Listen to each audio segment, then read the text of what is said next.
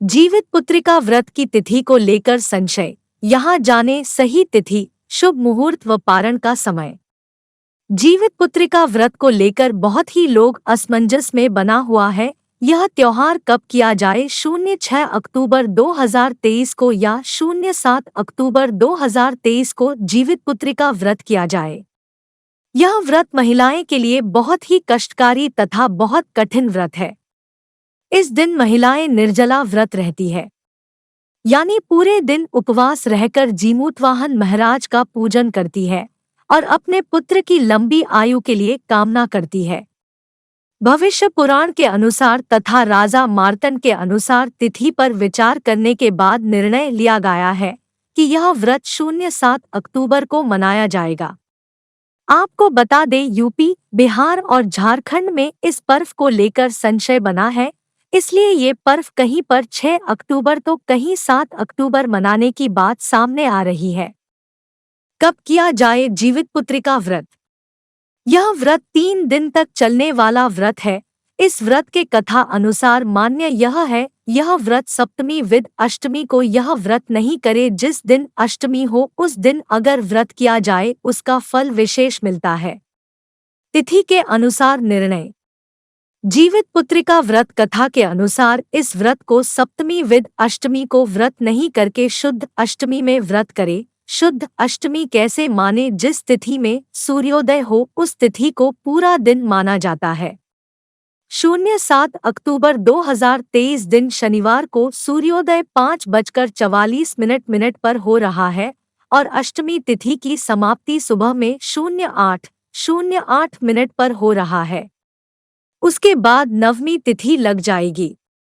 नवमी तिथि का आरंभ 7 अक्टूबर 2023 दिन शनिवार को सुबह 8:08 से अगले दिन 8 अक्टूबर 2023 दिन रविवार सुबह 10:12 तक। भ्रांति कहाँ से बन रहा है? जो महिलाएं आश्विन कृष्ण पक्ष के दुर्गा अष्टमी व्रत करती है उनको सप्तमी युक्त अष्टमी व्रत करना पड़ता है और दुर्गा अष्टमी का त्योहार 06 अक्टूबर 2023 को किया जाएगा, क्योंकि अष्टमी तिथि का पूजन प्रदोष काल में किया जाता है। व्रत कैसे करें? स्नान कर स्वच्छ वस्त्र धारण करें। भगवान जीमूतवाहन की पूजा करें। इसके लिए कुशा से बनी जीमूतवाहन की प्रतिमा को धूप दीप, चावल, पुष्प आदि अर्पित करें। इस व्रत में मिट्टी और गाय के गोबर से चील व सियारिन की मूर्ति बनाई जाती है।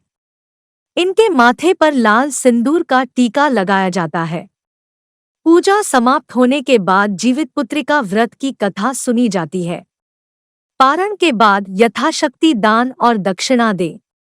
जीवित पुत्रिका व्रत का कथा। जीवित पुत्रिका व्रत की कथा महाभारत काल से जुड़ी है। धार्मिक कथाओं के अनुसार महाभारत के युद्ध में अपने पिता की मौत का बदला लेने की भावना से अश्वत्थामा पांडवों के शिविर में घुस गया। शिविर के अंदर 5 लोग सो रहे थे।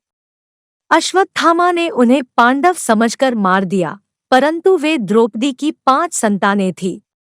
फिर अर्जुन ने अश्वत्थामा को बंदी बनाकर उसकी दिव्य मणि ले ली। अश्वत्थामा ने फिर से बदला लेने के लिए अभिमन्यु की पत्नी उत्तरा के गर्भ में पल रहे बच्चे को मारने का प्रयास किया और उसने ब्रह्मास्त्र से उत्तरा के गर्भ को नष्ट कर दिया।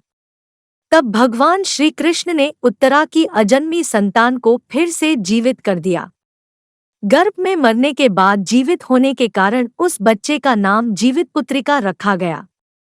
तब उस समय से ही संतान की लंबी उम्र के लिए जितिया का व्रत रखा जाने लगा। दूसरी कथा यह है। चीलसियार की कथा। मिथिलांचल सहित कई इलाकों में प्रचलित इस कथा के अनुसार एक समय एक वन में के पेड़ पर एक चील रहती थी। पास में वहीं झाड़ी में एक सियारिन भी रहती थी। दोनों में खूब दोस्ती थी। चील जो कुछ भी खाने को लेकर आती उसमें से सियारिन के लिए जरूर हिस्सा रखती।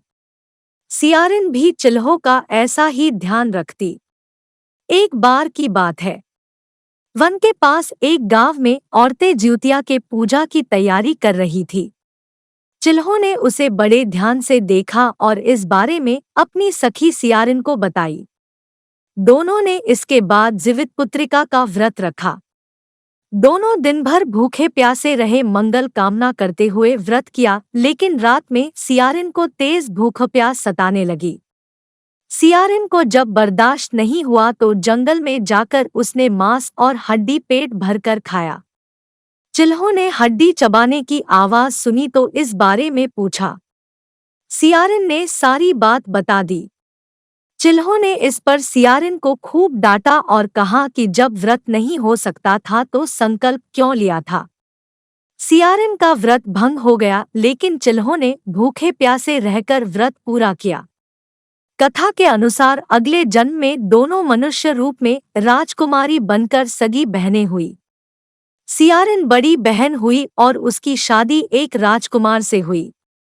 वहीं चिल्हो छोटी बहन हुई, उसकी शादी उसी राज्य के मंत्रीपुत्र से हुई। बाद में दोनों राजा और मंत्री बने। सियारिन रानी के जो भी बच्चे होते वे मर जाते, जबकि चिल्हो के बच्चे स्वस्थ और हट्टे कट्टे रहते। इससे उसे जलन होती।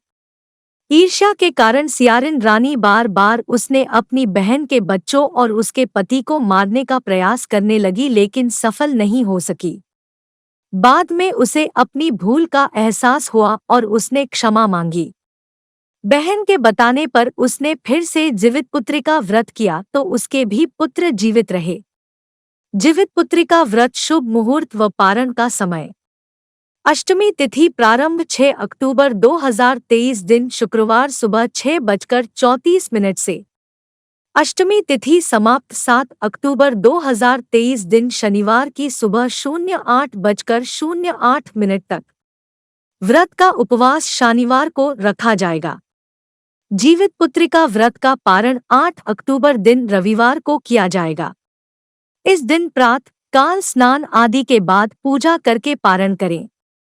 मान्यता है कि व्रत का पारण गाय के दूध से ही करें तथा सूर्योदय के बाद ही करना चाहिए।